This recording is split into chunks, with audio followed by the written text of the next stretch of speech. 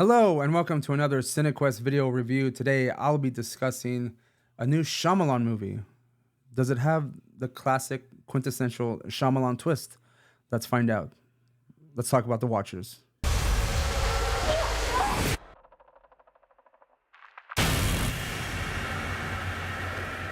A young artist gets stranded in an extensive, immaculate forest in Western Ireland where, after finding shelter, she becomes trapped alongside three strangers, stalked by mysterious creatures each night. The Watcher stars Dakota Fanning, Georgina Campbell, Olwen Fiore, I can't say that last name, I'm sorry, she plays Madeline, and Oliver Finnegan, who plays Daniel.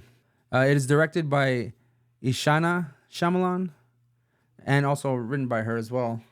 She is the daughter of M. Night Shyamalan. Now, first off, I will say I am a fan of M. Night Shyamalan movies. I have like a love-hate relationship with his movies. Like I'm pretty sure most people do. I mean, he's got some great ones like The Sixth Sense. He's got Signs, which again, the ending is always a little kind of iffy on that one. I didn't care too much for Glass. Unbreakable is kind of cool. I like Split. Regardless, his movies are kind of touch and go for me, obviously, because for some reason he just can't seem to get that third act climactic ending right all the time. I feel like he's got like the ingredients to do that. Like he always has a really good, strong, mysterious, fantastical, horrific type of first two acts. And it's always that third act. There's always a struggle just to bring it home, to close it. And I feel that is what is happening with his daughter as well. The first two acts of this movie are pretty good. They're not great, but they are good. This movie is shot fantastic. It's great. It looks beautiful. I'm assuming if it is the Irish countryside, whatever countryside they're filming at, it's great. It looks cool. Makes me want to be there. The forest itself, which is kind of like the main setting. So you have the coop, which is the place that they're actually in. And then you have the forest around them. Still has like a claustrophobic feeling because they can't leave. There's no way for them to figure out how to get out of this the forest, because it seems like it's almost alive, or it's kind of a bit of an illusion, whatever's going on in the forest. I want to start off with some of the pros of this movie. I think the acting is good. Dakota Fanning's great. Georgina Campbell. Everyone really fills in their part very well, and they all do have kind of a background that's not entirely revealed, of course, until later we see. I didn't really see the importance of Dakota Fanning's character. I forgot who she plays. Let me see. Mina. Dakota Fanning plays Mina. We meet her. She like works at a pet shop, and she has to take this bird somewhere. And it's not entirely like, I was kind of confused as to what was happening.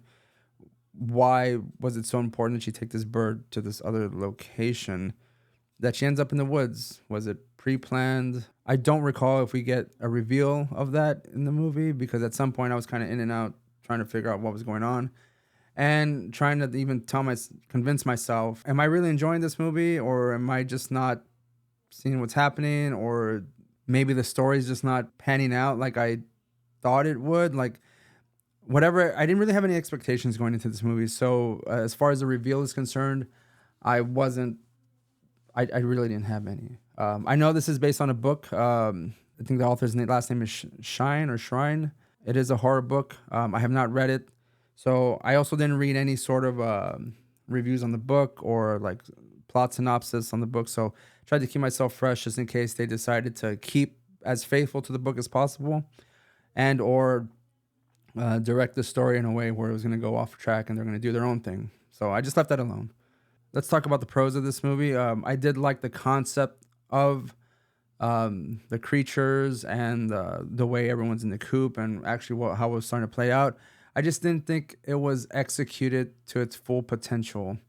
It seemed kind of lackluster towards the end. They find themselves in the room and they call it the coop, and they're just there as entertainment for these creatures that come out at night.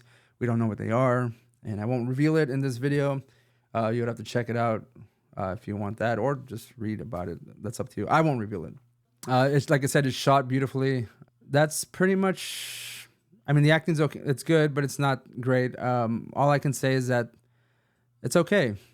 The pros of this movie are just that. Shot well. It's acted okay. The concept is cool. And then here come the cons. Again, execution of the concept was not done well-ish or to its full potential. The reveal at the end of the creatures and stuff seemed a little. It was too digital. It was too CGI. I felt like they could have relied more on practical effects to not make it look so cartoony. Because I mean, there wasn't too much. It didn't seem like there was too much detail revealed in the CGI, or maybe it was just budgetary. I don't know, but the reveal of the creatures themselves wasn't that great. It felt a little flat. There's also the fact that the reveal comes about too quickly for me, because at some point I realized, I go, oh, are we gonna end the movie now? But I looked at my watch and I was like, damn, it's barely been a little over an hour. I felt this movie had multiple endings, and I feel it couldn't decide what it was trying to do for the ending, so it kind of kept on trying to save itself in some way. It did not do that well. I feel the director has potential to make really good movies. I feel like they know how to work the camera, and they know how to kind of guide the story. Because like I said, the first two acts were doing pretty well. They had me intrigued, but then it kind of just, those two acts kind of like just fell apart, and I felt like there were like multiple third acts going on, and it just couldn't decide what and how it wanted to wrap things up. This is a bit of a spoiler with the reveal. I felt that there was a point where I thought the movie was gonna end, and it just had that feeling. This is the ending of the movie, and as they kind of like the creatures come up, and I can't say that this is, because I mean it's not really revealing what the creatures are themselves, but it looked like I was watching a whole bunch of Dr. Manhattans come out of the woods. So my overall thoughts of The Watchers is that you can wait for streaming to see this movie. I would not necessarily encourage anyone to go and pay to watch this. I mean, from the looks of it and how bad it's probably doing in the theaters, it might not be in the theaters very long. So you might be able to see it streaming sooner than later. The writer-director, M. Night Shyamalan's daughter, has potential as a filmmaker. If this is, I believe this is her first feature film. She did a great job with the camera and shooting things. I mean, it looked great. I won't deny that. Like, she knows how to work the camera and knows what direction needs to be done. Because I mean, and to also be somewhat real about it, if you have beautiful landscapes already and you're shooting them, you don't really have to do much. At least I don't think. But like I said, it's the potential's there. It just wasn't that great of a movie. I would say wait for streaming for this movie. If you want, I mean, read the book instead, and that might be better for you, or it might have a better ending. In this case, one last thing I do want to touch on, and it has nothing to do with the movie itself, but my theater experience. I went on a Sunday night, I believe. Yeah, it was Sunday night, and there wasn't. I was the only one in the theater when I purchased my tickets through the app. And when I got to the theater, I mean, I think there was like 4 other people, maybe 5 other people in the theater. I don't think this really did much to affect how I felt about the movie itself, but just how I feel about going to the theater and when I do go. Normally, I do go in the mornings first showing because there's nobody there. And that's kind of like the way I like to watch these movies. Anytime I go to the theater and there's more people there, it always ends up not being the greatest of times because there's always people talking. The last movie I went to go see, which I didn't do a review on, was The Strangers. There was a lady, it had to be a newborn baby because she was carrying the baby and kind of like pacing back and forth. And I usually sit kind of in the middle so I can see her at my eye level kind of walking back and forth. And then I heard another person with a baby up in the back corner with the baby kind of crying a little bit. That ruins the theater experience. You know, you shouldn't bring your children to the theater. This scenario involved, hate to be this grumpy old person, but teenagers running back and forth. Again, I sit kind of in the same place and they're running back and forth at my eye level with their phones out. So I see the light right in front of my face as I'm watching the movie. And they're talking a lot. They come in groups of 3, they run out, come back running in. Then they sit kind of right in the back row where I was, where they sit behind me, like to the left. I hear them talking, not loud enough where I can't like drown them out, but to the point where I started to notice it more and more as they kept on doing it. Then they would get up before you want to like say anything. They just timing just so happened to get up, run out, then they're gone for like 5 minutes. Then they come back in, and I'm thinking to myself, do these people even have tickets to watch this movie?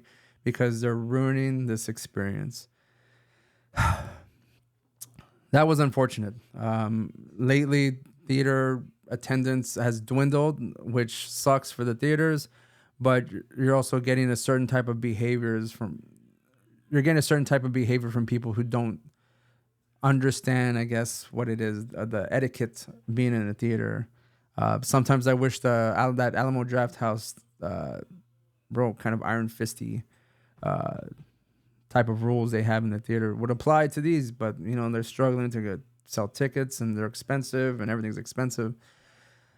So I hope it doesn't continue on like that. I just wanted to rant a bit about this theater experience because it kind of sucked. And I don't like the fact, I don't think anyone likes people running around with their phones out talking, and then they sit close to you with their phones out talking. Like, it just, I didn't complain too much. I didn't get too upset about it. I was able to just drown them out enough to focus on the movie, which again wasn't very good. So there's that. So if you like this video, please like and subscribe. I really do appreciate it. Check out any one of our other podcasts here, any one of the other reviews that we talk about. Hopefully we'll have more coming your way, and we'll see you next time.